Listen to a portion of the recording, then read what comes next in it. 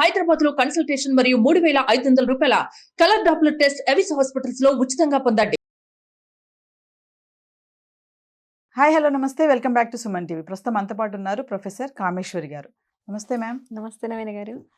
Ma'am, కథలు అసలు పిల్లలు చాలా అంటే స్లీపింగ్ టైంలో కథ చెప్తేనే పడుకునేవాళ్ళు అంతకుముందు. ఇప్పుడు ఎక్కడ మేడం, ఇప్పుడు కథలు ఎవ్వరు చెప్పడం లేదు, వినే ఓపిక పిల్లలకి కూడా లేదు. కథ అనేటప్పటికి పారిపోతున్నారు. అయినా సరే కొన్ని కథలు మాత్రం కొంచెం ఇంట్రెస్టింగ్గా అనిపిస్తాయి. కొన్ని కథలు అంటే ఫ్రెండ్స్కి సంబంధించిన కథలు ఉంటాయి, కొంచెం ఏంటంటే శత్రుత్వానికి సంబంధించిన కథలు ఉంటాయి, డిఫరెంట్ యాంగిల్స్లో కథలు ఉంటాయి. మరి ఈ రోజు మాకు ఒక మంచి ఫ్రెండ్షిప్ సంబంధించిన కథ చెప్తారని అనుకుంటున్నాను నేను. మరి ఇంకా చెప్తున్నారు ఫ్రెండ్షిప్ ఎలాంటి వాళ్ళతో ఫ్రెండ్షిప్ చెయ్యాలి అనేది మనం నేర్పించాలి పిల్లలకి. దానికి మనం డైరెక్ట్గా ఇప్పుడు ఎంతమందో ఉంటారు పిల్లలు, రకరకాల పిల్లలు. నువ్వు వీడితో ఫ్రెండ్షిప్ చేయొద్దు, వీళ్ళతో ఉండొద్దు, వీళ్ళతోనే ఆడుకోవాలి, వాడితో ఎందుకు వెళ్తున్నావు, ఈ అమ్మాయితో ఎందుకు వెళ్తున్నావు, ఇలా చెప్పామనుకో పిల్లలకి నచ్చదు. అంతే కదా, పిల్లలకే కాదు మనకు కూడా నచ్చదు. నువ్వెవరు నాకు చెప్పడానికి, నా ఇష్టం నా ఫ్రెండ్షిప్ అంటాం. కానీ పెద్దవాళ్ళు గమనిస్తుంటారు, అరే వీడి ప్రవర్తన సరిగ్గా లేదు, అయ్యో వీడితో వెళ్తున్నాడే, వీడితో వెళ్తే వీడికే లక్షణాలు వస్తాయో, ఏం నేర్చుకుంటాడో అని చాలా భయపడుతుంటాం. కానీ డైరెక్ట్గా చెప్పలేని పరిస్థితి. చెప్తే పిల్లలు మంచిగా రిసీవ్ చేసుకోరు, దాన్ని పాజిటివ్గా రిసీవ్ చేసుకోరు. కాబట్టి మనం ఏదో ఒక ప్లాన్ చేయాలి, అంటే ఇండైరెక్ట్గా చెప్పాలి పిల్లలకి. అది అంటే కాన్సెప్ట్ అర్థం చేసుకుంటే వాళ్ళు దాన్ని ఇంకా మనం ఎక్కువ శ్రమ పడక్కర్లేదనమాట, వాళ్ళకే అర్థమైపోతుంది ఏంటి అనేది, అంటే ఎవరిని ఎలా చూడాలి అని తెలుస్తుంది. దానికోసం మనం చిన్న చిన్న కథలు చెప్పాలి పిల్లలకి. సో ఇండైరెక్ట్గా అంటే ఎవరు, మరి రాము, సోము, గోపి, పింకీ ఇలా చెప్తే అంటే వీళ్ళు ఎవరి గురించో చెప్తున్నారని అర్థమవుతుంది. అందుకే ఏం చేస్తామంటే మనం మనుషుల్ని తీసుకోకుండా జంతువుల్ని తీసుకొని మాట్లాడుకోవచ్చు. జంతువుల గురించి పిల్లలకి ఇంట్రెస్టింగ్గా ఉంటుంది. సో అలా అనమాట. ఇప్పుడు కూడా అనగనగనగా ఒక చిన్న అడవి. చిన్న అడవి అని ఎందుకు అంటున్నామంటే ఈ అడవికి దగ్గరలోనే ఒక గ్రామం ఉంటుంది. అంటే గ్రామానికి అతుక్కొని దగ్గరగా ఉన్న ఒక చిన్న అడవి అనమాట. ఆ అడవిలో రకరకాల జంతువులు, అంటే చిన్న అడవి అయినా ఆ అడవిలో కొన్ని క్రూర మృగాలు కూడా ఉన్నాయి. క్రూరము అంటే ఈ నక్క, తోడేలు ఇలాంటివి కూడా ఉన్నాయన్నమాట. కానీ ఈ జంతువులన్నీ ఏంటి, పగలపూట ఏవి కూడా వాటికి భయమే. జంతువులకు మనుషులంటే భయం కదా. ఇప్పుడు మనకన్నా శక్తివంతులు ఎవరు ఉంటారో వాళ్ళని చూస్తే భయపడతాయి. సో జంతువులకు ఎప్పుడు కూడా మనుషులంటే భయమే. కాబట్టి అడవి దాటి సామాన్యంగా అవి బయటికి రావు, వాటి జాగాలోనే అవి అక్కడే తిరుగుతూ ఉంటాయన్నమాట. కానీ ఇదే అడవిలో వాటికి దొరికిన ఆహారం అక్కడే వెతుక్కుంటాయి. ఇక్కడ ఒకటి ఉంది మన స్టోరీలో ఒక క్యారెక్టర్, ఎవరంటే తోడేలు.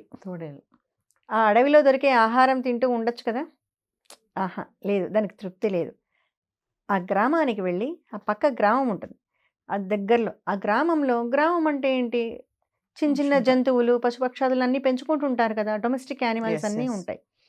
ఇది ఆ రాత్రిపూట ఆ గ్రామానికి వెళ్ళి అక్కడ ఉన్న మేకలు అవన్నీ ఉంటాయి కదా, కోళ్ళు, మేకలు అవన్నీ తెచ్చేసుకునేది. అంటే తనకి ఎంత అవసరమో అంత ఫుడ్ తను సంపాదించుకోవాలి. లేదు, ఎవరికీ తెలియకుండా రాత్రిపూట వెళ్ళి అక్కడ ఉన్న ఇళ్లలో సాక్కునే వాటి మీద పడి వాళ్ళు నిద్రపోతుంటారు రాత్రి సమయంలో, వెళ్ళి అవన్నీ గుంజుకొచ్చేసేది, మెడబట్టేసి ముందు చంపేసేది, వాడిని అడవిలోకి తెచ్చి పెట్టుకొని నిదానంగా ఇక్కడ తినేదనమాట.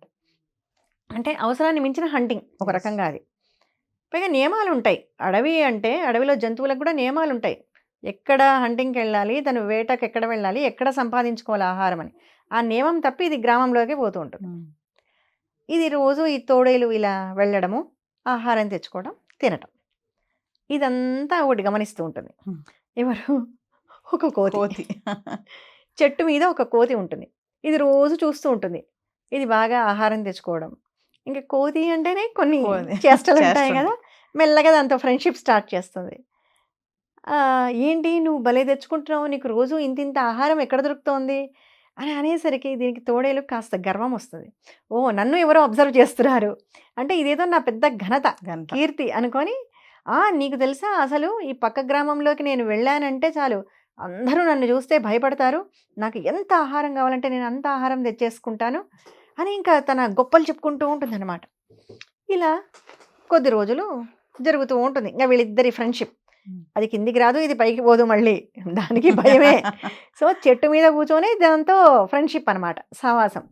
ఇంకా రోజు వీళ్ళిద్దరి మధ్య మాటలు, ఈ తోడేలు గొప్పలు చెప్పుకోవడము, అదన్నీ వింటూ ఈ కోతి మురిసిపోవడము. ఆహా!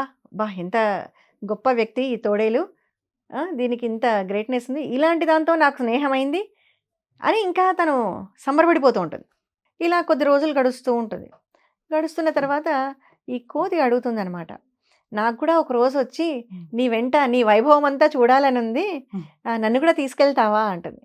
ఈ తోడేలు కూడా ఆహా! బాగుంది కదా, నా గ్రేట్‌నెస్ చూస్తుంది తను కూడా, నేను ఎలా హంట్ చేస్తానో, ఎలా వేటాడి ఆ జంతువులను పట్టుకొస్తానో అప్పుడు నా కీర్తి ఇంకా పెరుగుతుంది, దీని ద్వారా ఇంకా మొత్తం వ్యాప్తి కూడా చెందుతుంది అని చెప్పి, సరే రేపు మన ఇద్దరం కలిసి వెళ్దాము అంటుంది. రాత్రి అవుతుంది. రాత్రి అవుతూనే ఈ తోడేలు పిలుస్తుంది. అది చెట్టు మీద నుంచి దిగొచ్చి ఇద్దరు మాట్లాడుకుంటూ, ఇంకా గర్వంతో పొంగిపోతూ ఉంటుంది మన తోడేలు. ఇద్దరు వెళ్తారు. వెళ్ళేసరికి ఇదేమైంది, ఇప్పుడు కొంత టైం గ్యాప్ వచ్చింది కదా, కొద్ది రోజుల నుంచి ఇది క్రమంగా ఇదే పని చేస్తుంది. ఈ కోతి పొగడ్డము, ఇది రోజు గ్రామంలోకి వెళ్ళడం. ఇలా చేస్తూ ఉండేసరికి ఆ గ్రామంలో కుర్రాళ్ళందరూ కూడా కలిసి ప్రతిరోజు మన గ్రామంలో మిస్ అవుతున్నాయి.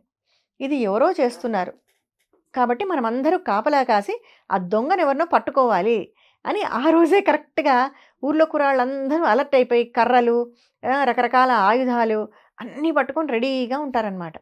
అంతా వాళ్ళ గుడిసెల వెనకాల దాక్కొని ఉంటారు. ఈ తోడేలు వస్తుంది. చూడగానే అమ్మో, ఈ తోడేలా అయితే రోజు మన జంతువులన్నిటినీ, మేకలను, కోళ్లను తీసుకెళ్ళిపోతోంది, ఈరోజు దీని పని పట్టాల్సిందే. ఇంకా దీని గొప్పతనం చూడాలి కదా, కోతి కూడా దీని పక్కకు వస్తుంది అనమాట. చూసేసరికి వీళ్ళు ఆ తోడేళ్ళను చావగొడతారు. తోడేళ్ళను కొట్టడమే కాకుండా పక్కన కోతి ఉంటే, ఓ నువ్వు కూడా ఉన్నావా, మీరిద్దరు కలిసి చేస్తున్నారా ఈ పని అని ఆ కోతిని కూడా బాగా కొడతారు కర్రలు తీసుకొని. అది కుయ్యో మరో, నాకేం సంబంధం లేదురా బాబు, నేను జస్ట్ చూడడానికి వచ్చానంతే, నాకేం సంబంధం లేదు, అది ఏం మొత్తుకున్నా అక్కడ ఎవరు వినిపించుకునే వాళ్ళు ఉంటారు కూడా వచ్చింది కాబట్టి అంతే అని బాగా కొడతారు. బాగా దెబ్బలు తగిలి నడుము విరిగి అమ్మ అబ్బా అని ఏడ్చుకుంటూ అడవిలోకి వెళ్తుందనమాట. అనవసరంగా వచ్చాను ఈ తోడేలతో పాటు, చెట్టు పైన కూర్చోకుండా ఉండకుండా ఏదో ఫలాలు తింటూ చెట్ల మీద ఉండకుండా దీంతో పాటు వచ్చాను నేను అని అది ఏడుస్తూ ఉంటుంది. ఇంకెప్పుడు ఇలాంటి ఫ్రెండ్షిప్ చేయకూడదు, నాకు ఇలాంటి ఫ్రెండ్షిప్ వద్దనే వద్దురా బాబు అని. అలా మంచి వాళ్ళతో ఫ్రెండ్షిప్ చేస్తే వాళ్ళతో కూడా మనకు అన్నీ మంచి దక్కుతుంది. ఇలాంటి వాళ్ళతో ఫ్రెండ్షిప్ చేశారనుకో, వాళ్ళకి పడే దెబ్బలు మనకు కూడా షేర్ అవుతాయి అనమాట. అనవసరంగా ఇరుక్కుపోతారు. అంతే, మనం ఏం చేయకపోయినా, మన ప్రమేయం లేకపోయినా, కేవలం ఫ్రెండ్షిప్ వల్ల అంతే మనకు కూడా ఆ దెబ్బలు పడుతుంటాయి. కాబట్టి చాలా జాగ్రత్తగా ఫ్రెండ్షిప్ చేయాలి. ఎలాంటి వాళ్ళతో చేస్తున్నాం అనేది గమనించుకుంటుండాలి. ఏదంటే తంటలు వస్తాయి, అంతే. Thank you ma'am. థ్యాంక్స్ అండి.